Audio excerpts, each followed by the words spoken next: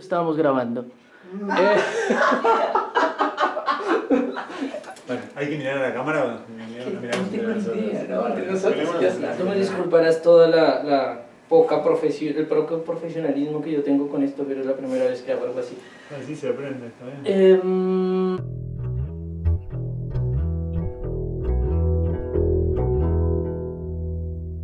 Hola, muy buenos días. Mi nombre es Rodrigo Bastidas. En estos momentos me encuentro en un congreso de nuevas voces latinoamericanas con el autor argentino Hernán Banoli.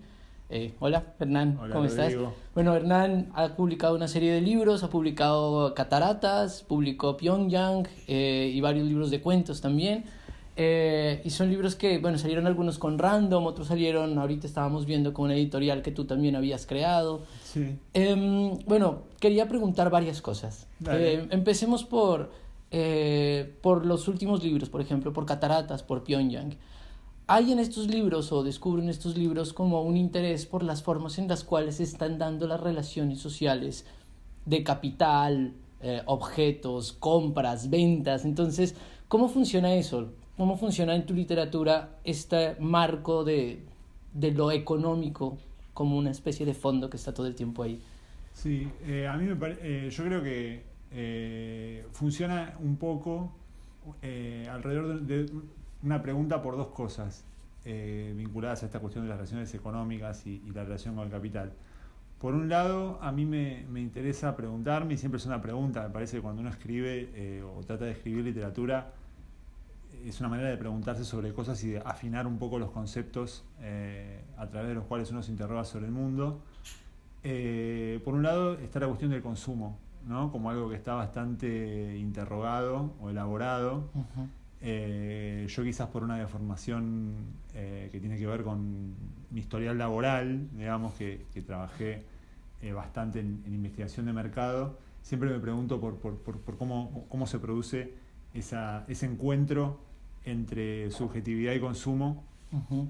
Y entre las marcas, ¿no? Entre las grandes marcas que son las que tienen hoy en día en nuestra contemporaneidad discursos muy fuertes sobre lo social y los sentimientos y las personas y cómo eso repercute en las prácticas. Y después, por otro lado, también y vinculado al tema de la ciencia ficción, una pregunta o una exploración, digamos, me parece, sobre la imaginación del presente, ¿no? Me parece que la ciencia ficción tiene la virtud y el pesar al mismo tiempo de indagar un poco en una imaginación que me parece que hoy en día está mucho y cada vez más mediada por la técnica. Uh-huh. y por la novedad técnica, ¿no? Es como que nuestra imaginación, a través de las noticias que recibimos en los medios y a través de los cambios en la vida cotidiana que experimentamos en lapsos muy breves, muchas innovaciones y muchas cuestiones que nos cambian nuestra manera de comunicarnos y etcétera. Nuestra imaginación tiene como una especie de ebullición y me parece que la ciencia ficción trata un poquito de interrogarla. ¿Y es posible que esa transformación también tenga un eco en el discurso mismo literario? Es decir, hay una transformación gramatical, llamémoslo así, de las palabras que ha causado esta relación entre subjetividad y tecnología. Sí, yo creo que sí. Creo que a nivel de lenguaje son muchas las transformaciones y estamos como en el medio de un momento de metamorfosis. Entonces yo siento que el lenguaje está bastante en ebullición, está cada vez más interpenetrado por toda la cuestión que tiene que ver con la imagen y por unos códigos comunicativos que tienen que ver mucho con la instantaneidad, con la inmediatez y con cómo nos comunicamos por internet, ¿no? Con cómo mandamos mensajes y todo eso. Y me parece que también, por otro lado, el lenguaje todavía no termina de encontrar, hay veces, como categorías o términos o palabras incluso para dar cuenta de lo que está pasando. Sí. Entonces me parece que la literatura en ese sentido y la que es más la que se refiere más a estos cambios como que siempre está en tensión con cómo llamar a eso, ¿no? Con cómo llamar a esas cosas nuevas que están pasando y que no tienen la posibilidad de autonombrarse, o que si cuando se autonombran o se autodenominan siempre lo hacen desde la perspectiva del capital, digamos, ¿no? Yeah. Por ejemplo, cuando uno dice compartir, en Facebook, compartí algo. Bueno, pero ¿qué es compartir? O sea, Sí. no estás compartiendo en realidad, estás haciendo otra cosa que está mediada por un algoritmo, que está mediada por intereses económicos, que está mediada por intereses financieros, y nosotros decimos que es compartir. Bueno, ¿qué hay detrás de ese compartir? ¿Qué hay detrás de esa palabra que está como tan expandida? Me parece que es una pregunta que es muy válida y que obviamente puede ser abordada desde diferentes lugares. La ciencia ficción y la literatura pondrá su granito de arena para entender un poco. Y en relación con esto, la ciencia ficción en América Latina, por ejemplo, pienso en una novela como Cataratas, que es una novela que está explorando justamente estas relaciones entre el consumo y la academia, y cómo la academia también se ha convertido como en un lugar de consumo, de venta, compra de papers, de artículos, etc. ¿Cómo funciona? ¿Cómo funciona en la ciencia ficción latinoamericana esto? Tenemos como los grandes referentes. Pienso en televisión, por ejemplo, el más claro es Black Mirror. Pero eso es diferente aquí en América Latina, ¿o te parece que estamos siguiendo esos mismos referentes del mercado de otros lugares como Estados Unidos? Yo creo que nos pasan un poco las dos cosas. Por un lado, obviamente uno consume Black Mirror, consume películas como Her y ese tipo de, digamos, de discursividades sobre el cambio tecnológico y de la ciencia ficción que vienen como digamos, del mundo occidental hegemónico, digamos. Y me parece que en América Latina hay una cosa digamos, de una recepción y un procesamiento a veces un poco diferente de eso, porque me parece que, a ver, la ciencia ficción más tradicional, el cyberpunk, Black Mirror, están pensando en distopías vinculadas a un capitalismo totalmente realizado, una modernidad como ya con instituciones más consolidadas, con un mercado un poco más previsible. Me parece que en América Latina todo eso es mucho más borroso, porque nuestros procesos de modernización no están del todo terminados, los mercados se comportan en América Latina de una manera muy particular, muy aventurera, muy rapaz. También en América Latina está toda la herencia indígena, ¿no? Sí. Y entonces me parece que ahí a nosotros por decirlo de alguna manera, nos pega de otra manera, en el sentido de que, está bien, hay una supermodernidad prometida y una hipermodernidad tecnológica, y por otro lado hay procesos que son bastante arcaicos, y por otro lado la discursividad del capitalismo no está tan consolidada como una ley, digamos, del padre. Entonces me parece que en la literatura de ciencia ficción latinoamericana hay muchos elementos dispersos que por un lado están dialogando hacia esa cosa que está por venir y que todavía no se termina de consolidar, pero también con otra cosa que nunca terminó de cerrar y nunca se terminó de forjar. Entonces es un poco más magmática y en ese sentido es muy diversa, y también incorpora algunos elementos del costumbrismo de una manera más creativa. Y con respecto a lo de la academia, me parece que pasa un poco lo mismo, pero digamos, en un marco un poco más acotado. La academia latinoamericana es intensa, siempre estuvo muy relacionada con la política, quizás más relacionada con la política que en otras regiones. Y bueno, también digamos, a mí me resulta personalmente gracioso cómo la academia se ve atravesada por las nuevas tecnologías y por procesos de profesionalización y de mercantilización, que a veces hacen que algunas cosas que se hacen sean un poco absurdas y otras sean un poco disruptivas, ¿no? Entonces me parece que, bueno, eso. Y quería, justamente, ahorita que nombraste lo político, alguna vez leyendo alguna entrevista, encontré, era como el titular, ¿no? El titular de venta, pero entonces había como una idea de la literatura y del escritor como alguien que estaba proponiendo cosas, como alguien que tenía una idea política y que tenía una actividad. Me recordó en algún punto, claro, totalmente en otro lugar, pero una idea de la literatura comprometida. Claro, estamos en otro lugar que podríamos llamar del realismo capitalista, por ejemplo, pero ¿cómo funciona esa literatura comprometida ahora? ¿Crees que que la literatura en estos momentos tiene ese papel político o un papel ideológico fuerte frente a estos cambios que están ocurriendo? A mí me parece como que la figura del escritor como un intelectual habilitado para hablar sobre las cuestiones de lo público y desde un lugar de esta idea que hubo siempre un poco en un extremo de la torre de marfil del intelectual y en otro extremo del intelectual militante, viste que ya estaba integrado al movimiento político, y el caso extremo para nosotros, digamos, los argentinos... El fusil o la pluma. Exacto, es Walsh, digamos, ¿no? Sí. Como en ese polo entre Walsh y una cosa más de torre de marfil.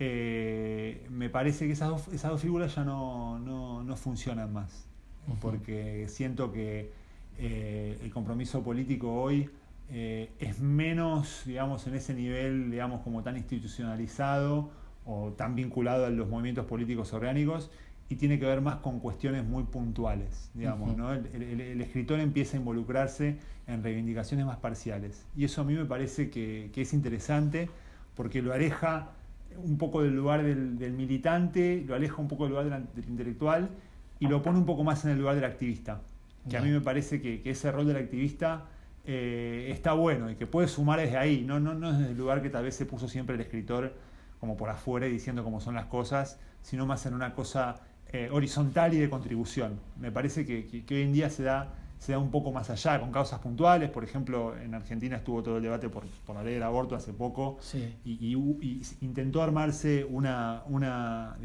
especie de intervención desde el lugar de escritores, pero a esta causa puntual. Y después, por otro lado, que a mí me parece interesante a indagar, o por lo menos son las cosas en las que yo me pregunto de manera cotidiana, es, bueno, también hoy en día me parece que las marcas, las corporaciones, tienen un discurso muy fuerte sobre la sociedad civil, sí, ¿no? O sea, dicen cosas que hay que hacer, se comprometen, algunas con una cosa ecológica, y que es muy fácil desacreditar eso diciendo, bueno, es un interés, son accionistas en el fondo, es capitalismo, pero no, es porque a veces que es un poco más compleja esa articulación. Claro. Hay veces que las marcas realmente hacen cosas dentro de las comunidades o forman visiones del mundo, imágenes de felicidad, y me parece que los escritores podemos pensar sobre eso y también en cierta medida, a través de la escritura y a través de la literatura, se deslizan imágenes sobre lo comunitario. Yo siento que hubo un momento de mucho cinismo hasta ahora, y ahora hay una especie de cambio donde es interesante pensar esa cuestión. Bueno, hablando del cinismo, pero pasándolo como a otro lugar, en Pyongyang, por ejemplo, en los cuentos que escribes en Pyongyang, uno puede encontrar que el lugar desde el que hablas, si bien es un lugar crítico, político, activista, desde tal como lo estás diciendo, hay también un toque irónico dentro de todos los personajes. Es decir, la revolución que hacen las máquinas las máquinas para correr en los gimnasios, el traslado de este personaje, de esta chica que está con Uber, y hay unas miradas irónicas, como graciosas, como cómo funciona esa mirada irónica o graciosa o divertida, como que en el fondo hay una ideología y una política que uno ve de compromiso, pero en el desarrollo, no sé, uno se ríe mucho. Sí, sí, yo creo que coincido con lo que vos decís. Me parece que el humor y la ironía son dos estrategias que estuvieron siempre y que permiten que uno, o que los escritores o que la literatura salgan de un lugar un poco solemne en el cual estuvo colocado el compromiso político durante mucho tiempo. Que en el caso de la militancia es entendible porque, bueno, en América Latina hubo dictaduras terribles y todo, entonces la verdad que ponerse a hacer chistes sobre eso tal vez no tenía demasiado sentido, ¿no? Pero me parece que hoy en día hay que tener capacidad de reírse también un poco de uno mismo, ¿no? De reírse de las instituciones que lo atraviesan, de reírse incluso, digamos, de la literatura y de la relevancia que tiene la literatura, porque nuestras condiciones de producción son muy precarias y muy endebles, digamos, ¿no? Sí. Y entonces me parece que también no hay un discurso totalizador sobre el que uno pueda hablar de una manera no un poco distanciada, ¿no? Entonces me parece que ahí es muy interesante lo que decís, porque hay un límite a trabajar entre lo que yo siento que es la ironía o la autoironía o la conciencia de lo vanas y de lo fútiles que son algunas cosas, algunas declamaciones, y el cinismo. Que el cinismo, digamos, vendría a ser como aceptar las cosas como son y reírse amargadamente de eso. Me parece que entre eso y la utopía hay un espacio para una ironía que a veces puede ser interesante y a veces no, digamos, pero creo que sí, que si uno no se puede reír un poco de lo ridículo que es uno, pierde sinceridad también lo que uno hace. Y bueno, ya para cerrar una entrevista, teniendo en cuenta, y esto es un interés personal, te acercas mucho a la ciencia ficción, estás trabajando con todos los conceptos, con ciertas estructuras.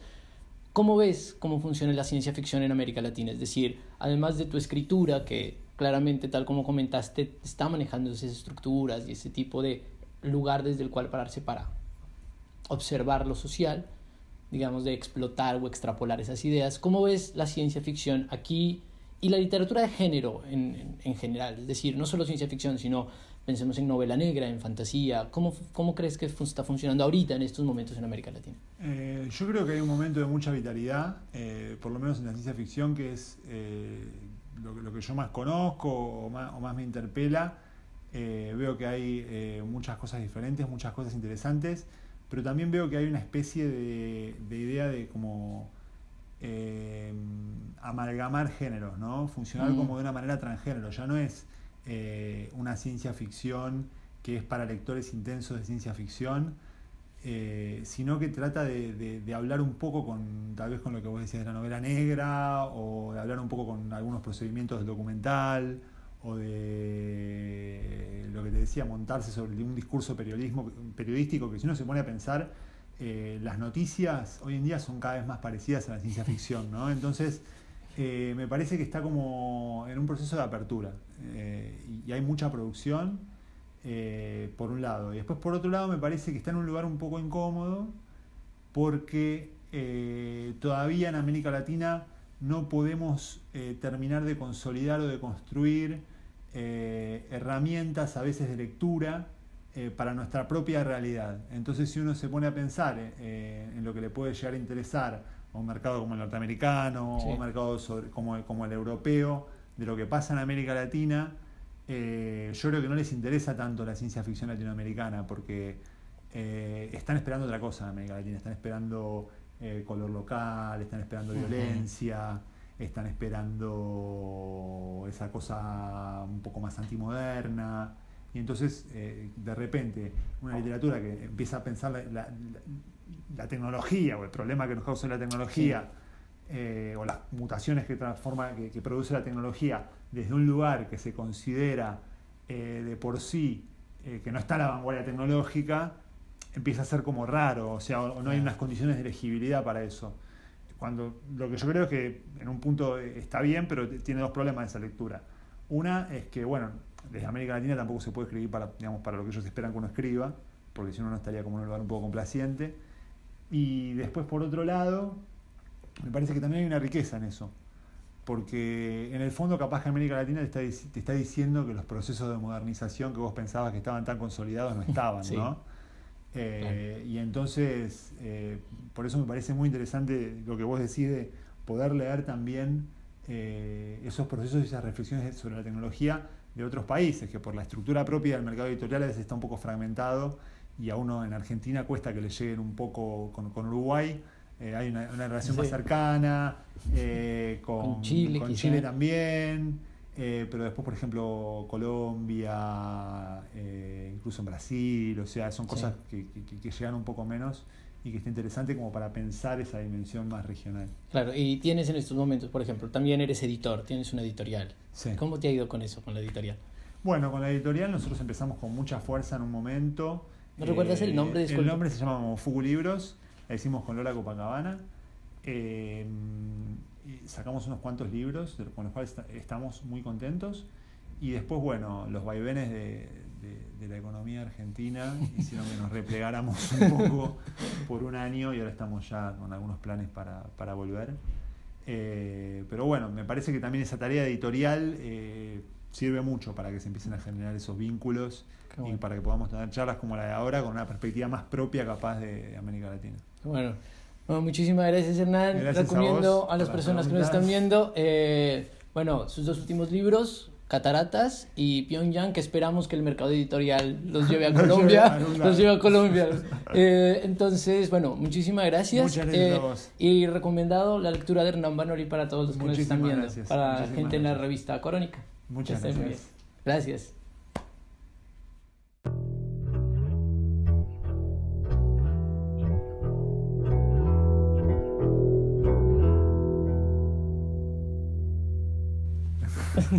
Sí, estuvo buenísimo. Genios. ¿Aprieto algo o no? Vos No, Pues- no, no voy a cagar, no voy a cagar, no voy a cagar. ¿Cómo la escuchas? No, me dije qué bueno que dije que no, porque no, nunca podría estar al nivel. O sea, lo felicito. No, ¿cómo Son muy que no? buenos. El que dice que nunca entrevista y nada. Había son puesto genios. que son pausa.